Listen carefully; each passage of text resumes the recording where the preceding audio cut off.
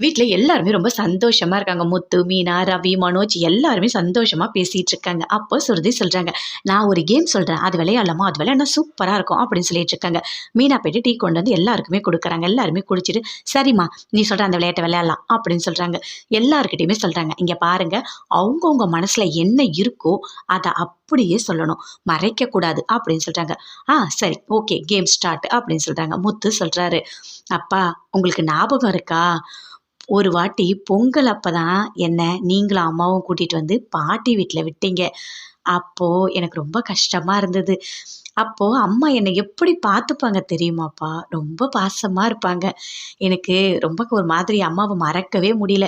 என் மேல ரொம்ப பாசமா இருந்தாங்கல்லப்பா அப்பலாம்." அப்படி சொல்லிட்டு முத்து சொல்றாரு. அத கேட்டோனே பாட்டி, அண்ணாமலை, விஜயா எல்லாருமே பயங்கரமா ஷாக் ஆகுறாங்க. "ஐய்யய்யோ! நம்ம பையன் பாசத்துக்கு ஏங்குறானா?" அப்படின்னு சொல்லிட்டு பயங்கரமா ஃபீல் பண்றாரு அண்ணாமலை. மீனா ரொம்ப ஃபீல் பண்ணி பார்க்குறாங்க. எல்லாருமே பார்க்குறாங்க.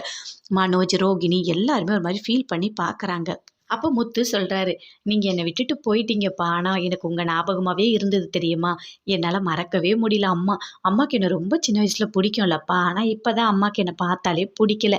ஆனா என்னை இங்க கூட்டிட்டு வந்து விடும்போது எனக்கு எப்படி இருந்துச்சு தெரியுமா? அப்புறம் எனக்கு பழகிடுச்சுப்பா. பாட்டி என்ன நல்லா பார்த்துக்கிட்டாங்க. என்னதான் இருந்தாலும் எல்லாமே எப்பவுமே கிடைக்காதுல்ல." அப்படின்னு சொல்லிட்டு முத்து சொல்றாரு. அத எல்லாருமே ஃபீல் பண்ணி கேட்டுட்டு இருக்காங்க. விஜயா பயங்கரமா ஷாக் ஆகுறாங்க.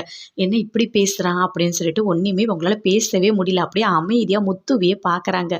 முத்து சொல்றத கேட்டோனே அண்ணாமலை விஜயாவ பார்க்குறாரு. பார்த்து பயங்கரமா ஃபீல் பண்றாரு. எல்லா பையனும் மாதிரி இவனையும் பார்த்திருந்தா இவ்ளோ பெரிய கஷ்டம் வந்திருக்காதுல்ல அவனுக்கு அப்படின்னு சொல்லிட்டு அவர் கண்ணுலயே பேசுறத விஜயா அப்படியே பார்க்குறாங்க. விஜயாக்கு என்ன சொல்றதுன்னே தெரியல. முத்து பேசுறத பார்த்து பயங்கரமா ஃபீல் பண்ணிட்டே உட்கார்ந்துட்டு இருக்காங்க அங்க.